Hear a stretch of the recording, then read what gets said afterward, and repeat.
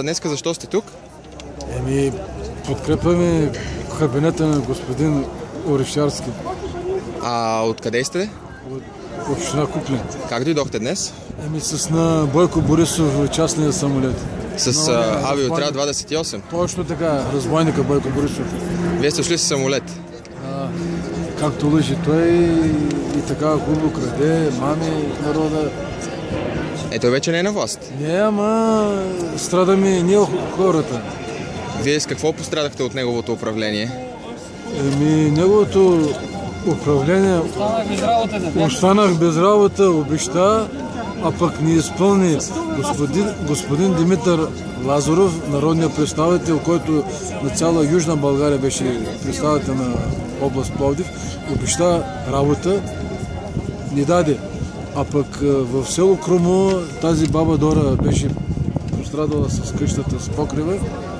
Аз си направих покрива, а с Димитър Лазаров, народният представител, беше оговорката да даде работа в някакво държавно предприятие.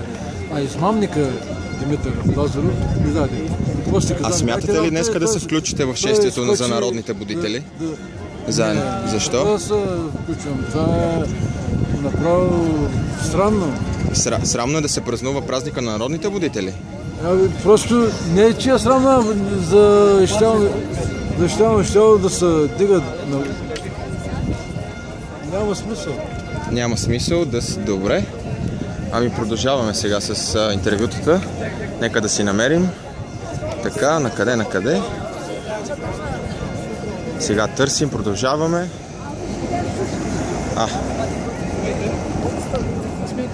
Виждаме един колега. Здравейте, колега, добър ден. Здравейте, господа. Николов Цитри да ви притеснява от Off-News. Да. Днеска защо сте тук? Подкрепа на правителството. Откъде сте? Цяла България. Вие самия. Аз съм от Асеновград, нищо. Как дойдохте днес? Не знае. Група ли бяхте? Подготвена? Наши хора. Кой път пътуваме? Все пак Асеновград изобщо не е близо до София. И струва. Вие сте си го организирали, не от общината, не... Няма такова нещо от общината. Всякой знае и идва. И ще идваме до край. Защото вие идва... Аз последно ви видях на 4 септември. Да. Бяхте тук, когато започна и шествието, контрашествието тогава. Тоест не сте всеки ден тук. Това е мисълта. Защо по-често не идвате да подкрепяте своя премиер? Винаги ще идваме. Да, но мисълта ми е, че вие не идвате всеки ден. Докато навънка има всеки ден протестите. Заради това питам, защо не всеки ден не се събират 100 човека? Тяхен проблем. Проблем на хората, които не идват да подкрепят премиера. Не, вие не може да разбрахте и не може да ви отговоря правилно. Тяхен проблем, дето са вънка. Те искат да...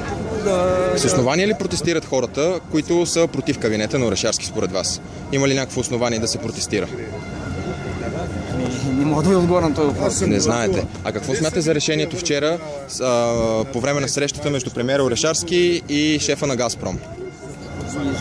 Не знаете. Ще почнем да знаете от мен. Почваме да строим Южен поток. За Южен поток знаете, предполагам? Да. Добре, сега ще отидем с колега. Искате ли да дойдете с мене? Айде. Сега отиваме към другата групичка от млади хора. За сега само с по-възрастни. Здравейте, вие откъде сте? Аз съм от Off-News, Николов Цитри да се казвам. Много ми е приятно. Днеска защо сте тук? Да подкрепим правителството. А смятате ли да се включите в шествието за народните будители?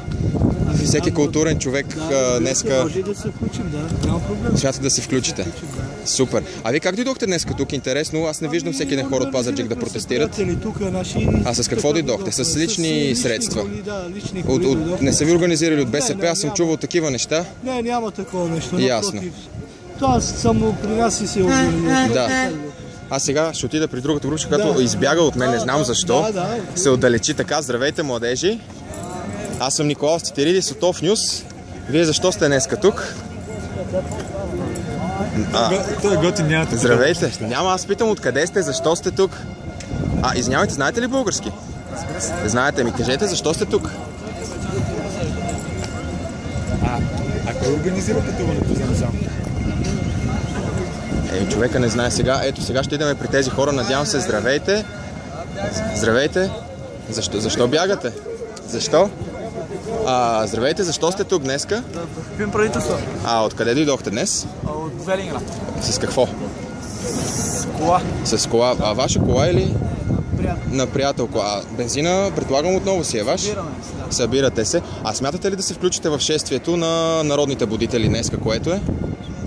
Не смятате. Защо? Това е все пак един от най-светлите български празници. Но предпочитате да подкрепите премиера. Днеска вероятно има и парламентарен контрол. Младежи, вие да кажете нещо? Не, мерси. Няма. Вие сте тук отново да подкрепите премиера. Да, разбира се. Вие ли сте от Велинград също? Да. Не разбрах.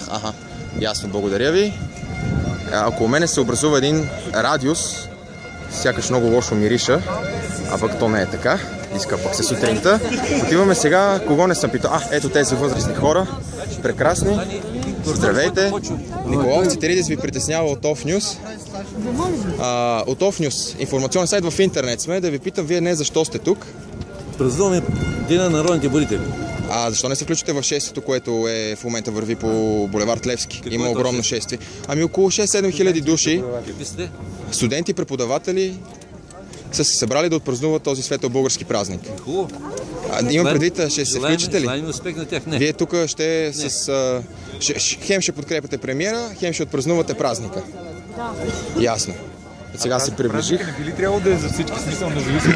Нека дойдат при нас, ние този празник го празнуваме от край време. Ето всеки българин го празнува. Децата не дойдат при родителите, го празнуват заедно. Те са болшинство, защо вие не отидете Защо да са при тях? болшинство? Какво е болшинство? Кой го установил? Не, в момента, Бройката. В момента те ще направят... Кой го установил бройката? Нека дойдат при нас да се видим. Математиците. Студенти... 6000 души на Колко 100. студенти? Това От колко студенти ли студенти? са? Студенти и преподаватели на Софийския младежи. университет. И само. Ние ще ви кажа на хора, които 24 май тук се правят тържества. Университета е тук на 100 метра. Виждате какво се случва. Аз идвам и те си тръгват. Даже аулата на университета, където винаги има тържества събрани, за съжаление не е пълна. Студентите ги няма на университета, ги няма студентите. На 8 декември, година наред, да знаете, някой от студентите да е поднесъл стана паметника на Левски. Сигурен Няма си, ги че го е студенти. направил? Не, няма ги. Ходят студенти на нашите за сега да празнуват по ресторантите, по заведенията, цяла България. От сега се надпреварват. Даже в джоба се съжалявам, че го нямам нищо. Ето вижте. Дайте да видя. Ето вижте. Какво получават? Какво е това? Ето, студентски празник. Ето вижте.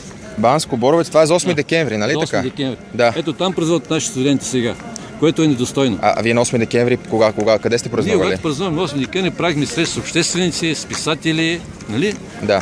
Сега пак времената хора- се пак- менят, знаете. Какво пречи пак да се направи среща с нашите интелектуалци? Нашите Има студенти, срещи постоянно? Не, няма срещи. Аз съм след В аулата- аз съм етнограф, доцент в Академия на науките, занимавам се с тези проблеми Как се професионално. казвате? Игнат Минков се казвам.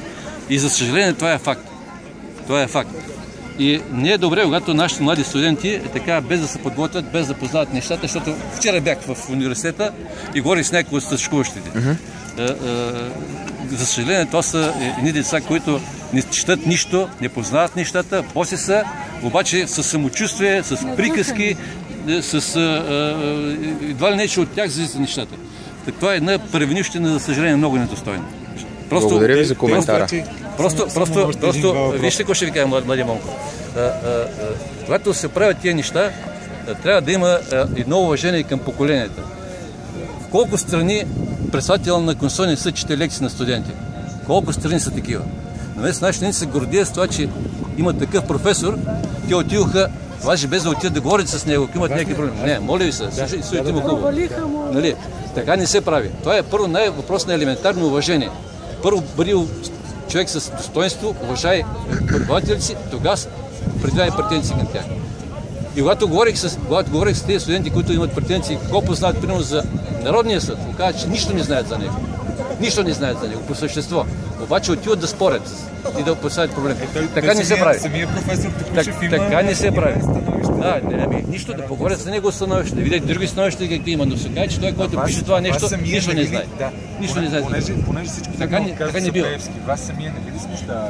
Какво не ви ясно за Пеевски? Какво не ви ясно за Пеевски? ДПС предложи Пеевски, понеже властта БСП трябва да държи тази власт, навсякъде трябва да се образи да направи компромис с ДПС и да приеме неговата кандидатура. И тя се провали, както виждате. Това вие одобрявате? Тя се провали благодарение на протестите, които... Не е вярно. Това използваха като повод. Пеевски е бил използван. Ако не беше Пеевски, А сега виждате, друг да бъде. оставям за малко господина отвън. Тук, когато дойдох с камерата, беше абсолютно пълно. А сега всички се преместиха от ясната ми страна. Виждате, преместиха се. Ето ги. Много симпатични погледи виждам срещу себе си. Ето и снимка за спомен си правят младежите. И за сега спираме.